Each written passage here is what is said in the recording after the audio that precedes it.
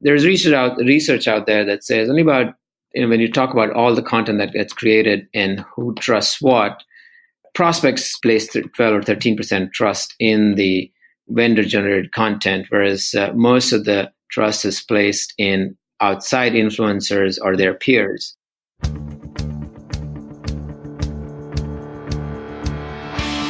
Welcome to the Modern Marketing Engine podcast, hosted by Bernie Borges. This is the podcast for the modern marketer who wants to hear from their peers in the trenches and the occasional analyst or rockstar influencer, sharing strategies and tactics about what's working in modern marketing. Be sure to listen to the end of each episode for Bernie's summary and takeaways so you can plan your next move in your own modern marketing journey. Hey there, welcome to episode 250 of the Modern Marketing Engine podcast. I'm Bernie Borges, CMO of Vengreso, and your host. Hey, thanks for listening. Hey, my guest on this episode is Utpal Bhatt, Senior Vice President of Marketing at Qubole. Utpal, welcome to the Modern Marketing Engine podcast. Thanks, Bernie, and thank you for the opportunity. I'm delighted to be here. Absolutely. I'm excited about our topic because we are going to discuss a strategic topic for really modern marketers' strategy, go-to-market strategy. And it's really all on this whole premise of, it depends on where a company is in its life cycle, whether the company is in an established category and they're going after market share gains, or if they're starting a new category. And, that requires awareness building. So two different ways to go to market. And you are a marketing executive where you have experience in both. So I'm really anxious to get into that with you. But before we do, why don't you give my listener an introduction to your company, Cueball, and your role there as SVP of Marketing? Sure thing. Qubole provides a SaaS service for processing petabytes of data in the cloud to support an organization's analytics and machine learning efforts. So we have about 200 customers. The company was founded by the same folks who built Facebook's data platform that does the same thing for Facebook's internal customers and partners. The company today is being used by large organizations like Oracle, Lyft, as well as startups like Nado and many others. At Qubole, I head up marketing, where I am responsible for their brand awareness, product marketing, and demand generation. Fantastic. So let's get into this whole discussion of the go-to-market strategy. So where do you start when you come in as a marketing executive and your role is to develop, as you said, awareness building, demand generation? Where do you start? That's a great question. And the first question that I tend to ask, and it ends up being either the founder, the board member, the executive team, whoever I get a chance to interact with, is that how would you categorize your market? I feel like that is the fundamental question. The answer I'm looking for is, would you categorize this as a hot and happening market, or would you categorize this as a cold market? And what I mean by hot and happening is that the business problem is well understood, the value of the category and everybody's offerings in that category are quite well understood. Whereas when you're talking about a cold market, no one's really waking up in the morning thinking about, this is the product I want to buy. And they probably don't even understand the business problem and the value that your solution is bringing to the market. So that's what I would consider a cold category, where the value is not quite well articulated and understood. Okay.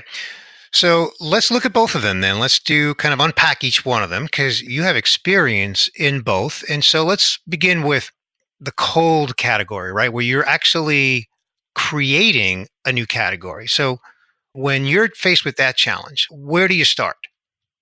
I think when you're faced with that challenge, I would say a quick test that I like to do, where the test involves, well, how big is this business pain today, and how rapidly is it going to grow? The second thing that I think about is that the solutions that we're providing, that the product is providing, is it differentiated enough? And is it sustainable? Because that is also quite important in building a moat around this category. The last thing you want to do is spend a lot of time building the category and have someone else claim as the best product for that. So, once those questions are answered and you still believe that building the category is the right thing to do, the approach then breaks down into three areas. You have to break it down into awareness. How am I going to build awareness for this category? Second is how am I going to drive adoption of the product offering within that? And third, and very important, of course, to the investors and everybody else, is monetization. So, those are kind of the three ways I like to think about it. Okay. You want to unpack that a little bit then? Once you've decided that creating the category is the way to go, and you've decided that, you've got to do awareness building, driving adoption, and monetization, what does that look like a little bit? I mean, you've done that in Silicon Valley. So I think, we should point that out for our listener. So you've got some great experience. Why don't you share, again, unpack that a little bit? What's it look like to drive awareness, adoption, and monetization? When you talk about awareness, and especially when it comes to awareness around the category, the one thing you have to embrace is that category has to be bigger than your own brand or your own company. Everything that you do, you have to do it in support of the category first, and then your brand second. And the idea there is that if you are building the category, you're increasing the size of the pie. And if you're able to establish that pole position within that category, then as the pie grows, you will get the advantage of that market. So when it comes to awareness, it really starts off with, do you have the right spokespeople who can articulate, both from a thought leadership perspective, as well as from a practitioner perspective, what is the value of describing and solving a business problem in that particular way. You also need, from an awareness standpoint, a content factory that's able to generate the kinds of content to support your thought leadership and support your education initiatives. And then finally, from a tactics perspective, you need to give your spokespeople and this content that you're generating a platform for amplification. So setting up a speaking program, for example, if you are appealing to developers, then making sure that you have a thriving meetup community. If you have written a book, then ensuring that you're able to drive distribution of that book through all the paid channels, through all other organic channels available to you. And then another important thing that I feel is from a category perspective, creation perspective, is setting up an event or a conference that is focused on that category itself. So it's not really about your company, but about that category. And you're inviting other influencers. They could be academics. They could be other people who have strong views and opinions about solving that particular business problem. And you're inviting them to that conference. And just by associating your name or your brand's name with that conference, you are able not only to build that category, but be associated as the key player within that category. Yeah, of course, the company that comes to mind that is perhaps well-known, one of the better-known companies that have done this nicely in the last 10 or so years is HubSpot, right? They created the category of inbound marketing. And of course, they have an event. I'm sure you know of their event called Inbound, which has grown to be quite large. And it's not all about their product. It's everything that you've just described. So I think all of that are really, really terrific points. What else, as you unpack that, did you want to talk about the adoption aspect? Yeah, absolutely. So, and HubSpot's a great example, right? They kind of helped the market understand why inbound is so important. And then they supported the market with everything that individuals within the marketing function needed to do the inbound function. And that's what I mean by from an adoption perspective. Okay, so you've helped everyone through awareness, you've helped everyone understand why this is important, why you should be doing it. And now the next thing you want to do is you want to provide all the education and training resources that they could ever need in order to start adopting your technology or any other technology within this category. Remember, we are talking about category growth. So as long as they are using inbound in the instance of HubSpot, but for any category, as long as they're using any product that supports that category, it's a win for you. And adoption means you have to make sure that from with your own product that there's absolutely no friction to the product adoption. It's dead easy to access the product, to access training resources, educational resources, samples, data sets, so they can see how this particular category of product would apply to their own industry and their own business problem. And then you really need to staff it with the appropriate kinds of people to support folks who may have any question. And remember, they may not be your customer, but you still have to treat these as key members of your community, or make sure that they fall in love with this category and hopefully with your product in the process. So adoption is all about education, training, tips and tricks, samples, and also reaching out to other types of technologies that are adjacent to your category, so that you can attract more members from those other communities into yours as well. Okay. I love your point about falling in love with the category. That speaks to the community that you're building around that category. That's terrific. Let's talk about something that's near and dear to every marketer's heart, or every C-suite's heart, and that's the monetization element of building the category. So how do you speak to that? This is a very interesting one, because oftentimes with the category creation, you have to understand you're in there for the long haul, because you are, it's a lot of it is missionary work. You're developing thought leadership, you're helping with education and training, in the hopes that at some point the category is going to grow so big and you're going to be the biggest player in that category and you will earn outsized returns. But the question is, okay, when are you going to earn those returns, and what is your monetization strategy, and how long do you have to wait before you start monetizing that? What I, in my experience, found that when you start building a category, and if you do it right, you will generate a lot of inbound interest, and that is a given. But the thing is that unless you have the right product or the right pricing model, you may not be able to convert all that inbound interest into paying customers. For example, you may have a product that it's priced as a premium product, and so everyone who's coming into your inbound into your funnel may not actually be a prospect.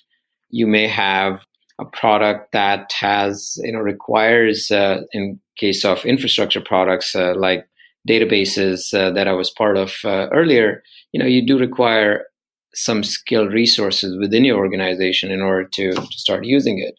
And that can also limit your monetization. So when you start thinking about monetization, you have to think of it in terms of where's your product most useful from a market segment perspective, and take that inbound interest that you're getting and segment out the ones, the types of users that are not real targets for your product. And while you continue to help them and foster them as a community member, you take all your demand gen efforts and focus them towards the ones, classically, as you would focus in any marketing organization, towards your key targets, whether it's by industry or personas that you're going after. So when it comes to monetization, if you don't have a product that is applicable to every user in every industry, which usually no one does, then you are going into your standard segmentation of prospects. And that makes sense. But if you've done a great job of building a community and awareness within that community, then the segmentation is just a natural, just part of doing business. And that kind of leads me Utpal, to my question about staffing. What are some of the staffing guidelines that you can share when you're focused on building a new category? When you're building a category, the first thing, as I said, you have to understand is that you're there in the long haul, which means that you have to build your team gradually. And I recommend that you staff first your awareness team. That awareness and the adoption team is where you would start first. If you have a CEO or a CTO that's also a great spokesperson, that helps tremendously. But then you surround that with a group of I would say evangelists or advocates, as well as folks who just enjoy teaching others, whether it's by writing content, by providing support, by providing tips and tricks or examples. I mean, that's the kind of team you need to start with. And these people would just excel in making everybody else within the community successful, or within that category successful. So that's where I would start first. And from an adoption perspective, you do need, again, depending on the product that you have, either it's a set of support engineers, or it's a set of developer relations people who are able to write blogs, write tips and tricks and examples that you can share with the community.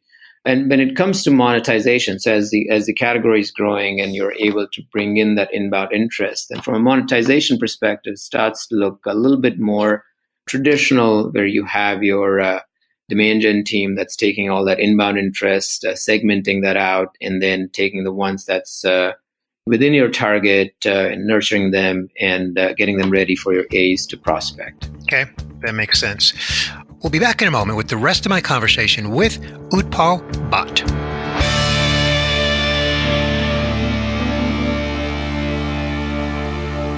Conversica is the leader in conversational artificial intelligence assistance for business. By automating routine business conversations and personalizing interactions at scale, Conversica augments your workforce, allowing humans and AI assistants to work together harmoniously. With a large library of purpose-built and ready-to-use conversational skills, Conversica's AI assistants can be deployed quickly, are human-like and personal, and provide superior conversational accuracy and autonomy. Learn more at conversica.com.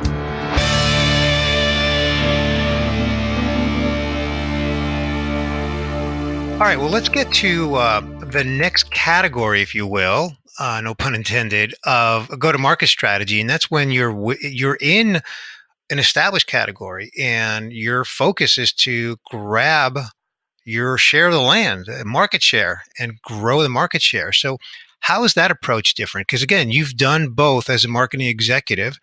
And so let's talk about that approach.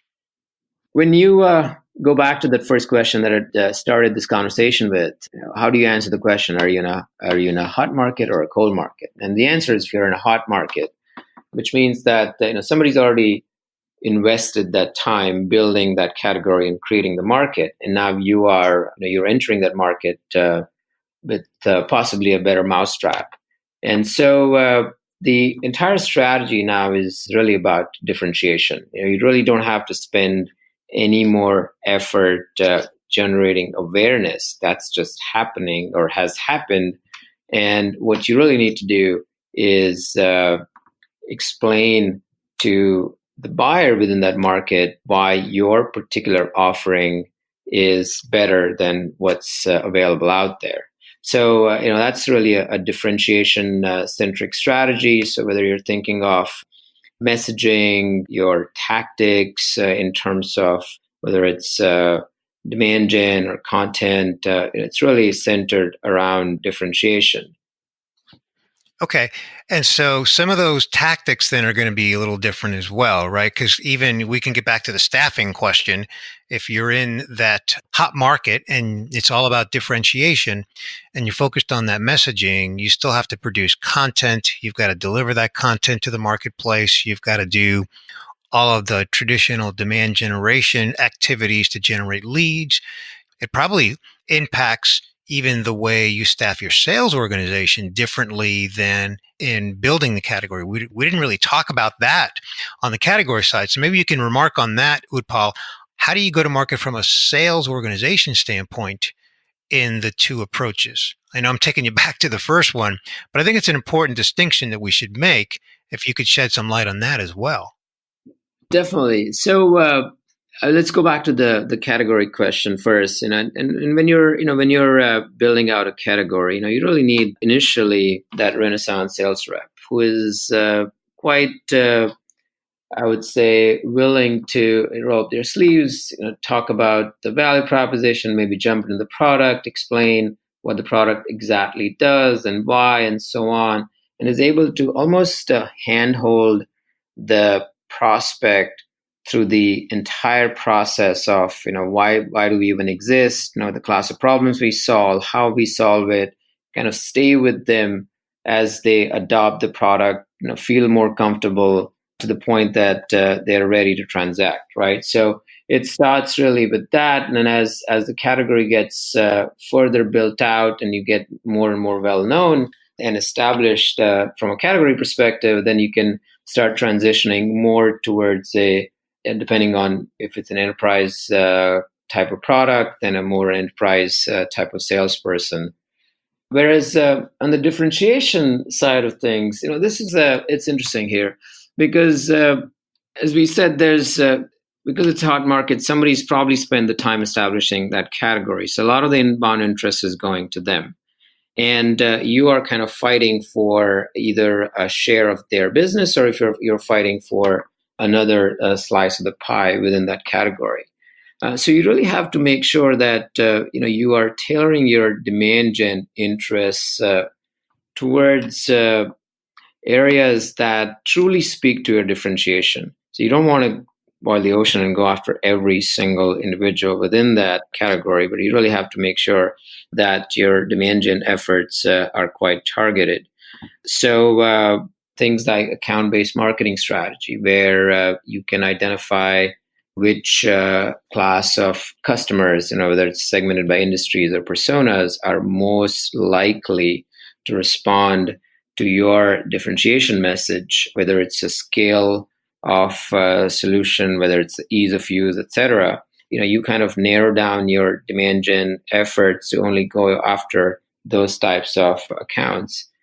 That also, from a messaging perspective, one of the things that it changes is that when you talk about differentiation, there's research out there that says only about when you talk about all the content that gets created and who trusts what, prospects place 12 or 13% trust in the vendor-generated content, whereas most of the trust is placed in outside influencers or their peers.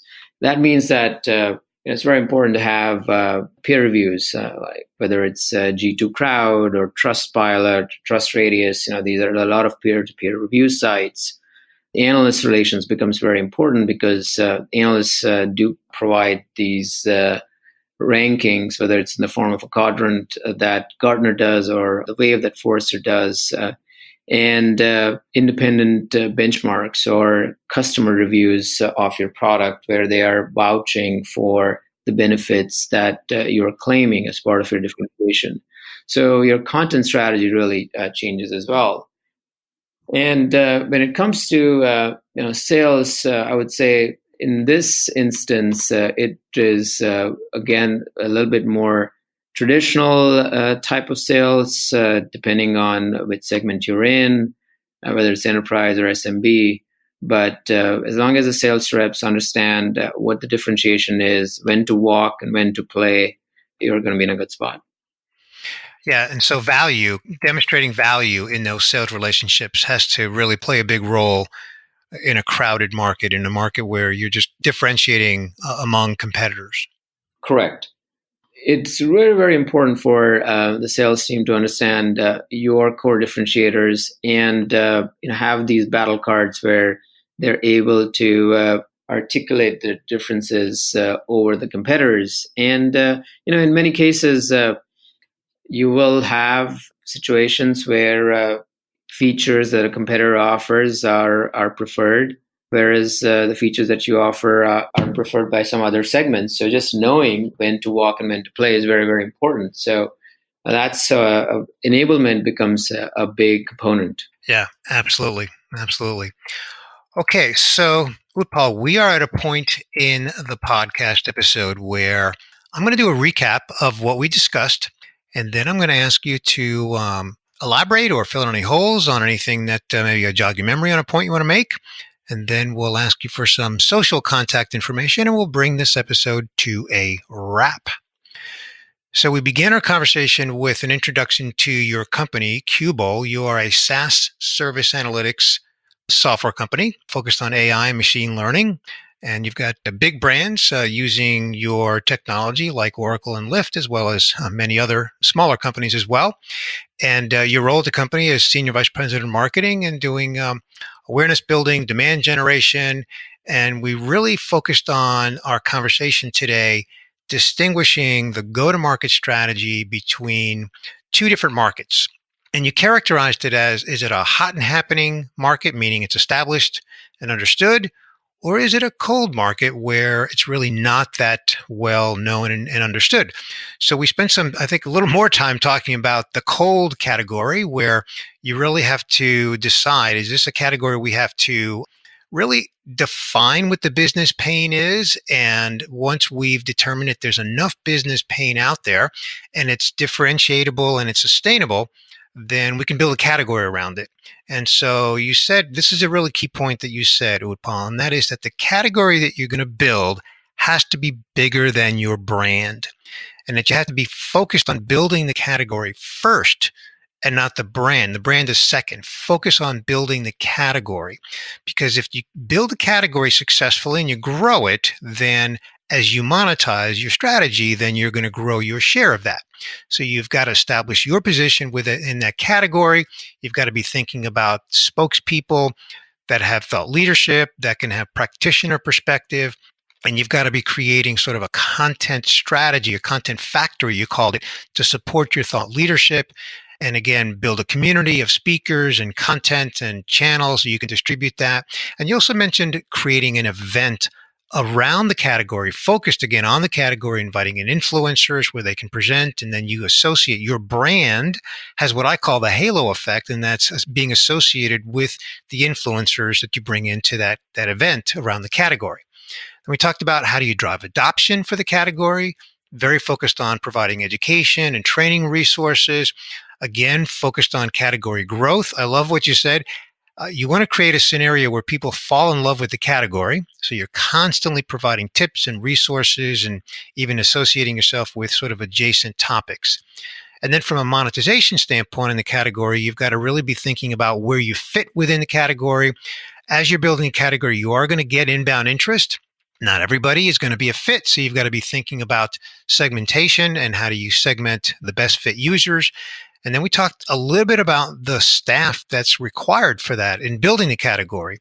And you said that it's really about building the team gradually, starting with a focus on awareness and certainly leveraging internal resources, especially C-suite people who are good spokespeople, recruiting people who can be great evangelists, both around the category as well as around content creation. And then, of course, you do have to get into demand generation. And we talked a little bit about the sales staff, the difference between the sales staff here building the category.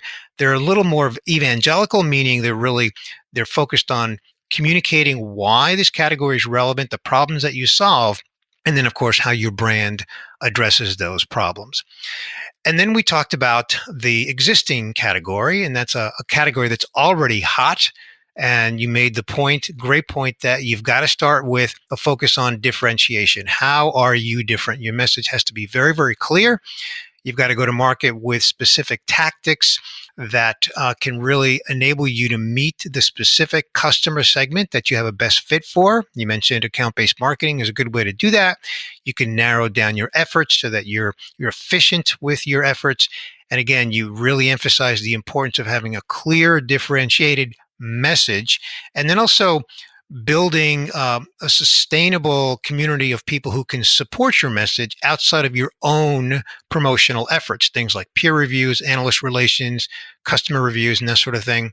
And then we also talked about the difference between a sales staff here in an established category, and this is more of a traditional, professional, enterprise level. Of course, we're talking B2B technology, I think technology in most cases, B2B enterprise level salesperson who's skilled at penetrating accounts, competing for market share or even share of the customer's wallet, strong qualification skills, strong sales enablement activities within your organization so that you can equip the team with the battle cards that they need to articulate your message and your competitive differentiators. So I know that's a lot for us to cover in just a few minutes. You could probably do a whole semester on this at the graduate level at a place like Stanford, but we're doing this on a 40-minute podcast, Utpal. So I'm going to leave my summary there. Is there anything that you would like to add? No, that's a fantastic summary. I'm surprised we covered that much. Well, I wasn't kidding. I really think this is a whole course that is probably worthy of some graduate school somewhere, probably right down the street from where you are in the San Francisco Bay Area. Well, Utpal, where would you like to send my listener to connect with you online and just follow you and what you've got going on? Absolutely. Yeah, I'd love to connect with folks who are interested in the world of marketing, whether it's creating a new category or differentiating an existing product. You can connect me on LinkedIn, linkedin.com/my handle is UBHATT. I'm also on Twitter. You can reach me at BHATT_UTPAL. So it's my last name _ first name. And looking forward to learning more and interacting with folks. Terrific. Well, thank you for that. Well, my listener knows, Utpal, that those both, your LinkedIn handle and your Twitter handle, will be linked up in our show notes page at Vengreso.com. So, Utpal, we're going to end it here. Thank you so much for joining me on this episode of the Modern Marketing Engine podcast. Thank you, Bernie, and keep up the good work. I really enjoy your podcast. This episode is sponsored by Conversica, the leader in conversational artificial intelligence assistance for business. Learn more at conversica.com. This wraps up another inspiring episode of the Modern Marketing Engine podcast. If you want to share this podcast with a friend, let them know that we're available on iTunes, Stitcher, SoundCloud, and Google Podcasts. And we love 5-star reviews. If you are not subscribed yet, please hit the subscribe button on your favorite podcast player so you don't miss an episode. You can read the show notes for each episode at Vengreso.com. While you're there, sign up to receive the show notes delivered to your inbox through our weekly alerts. And be sure to also check out our Selling with Social podcast hosted by Vengreso CEO Mario Martinez Jr. Again, you'll find our show notes at Vengreso.com. And that's one S in Vengreso. Tune in again next week when Bernie Borges brings you another inspiring interview to help you thrive on your modern marketing journey.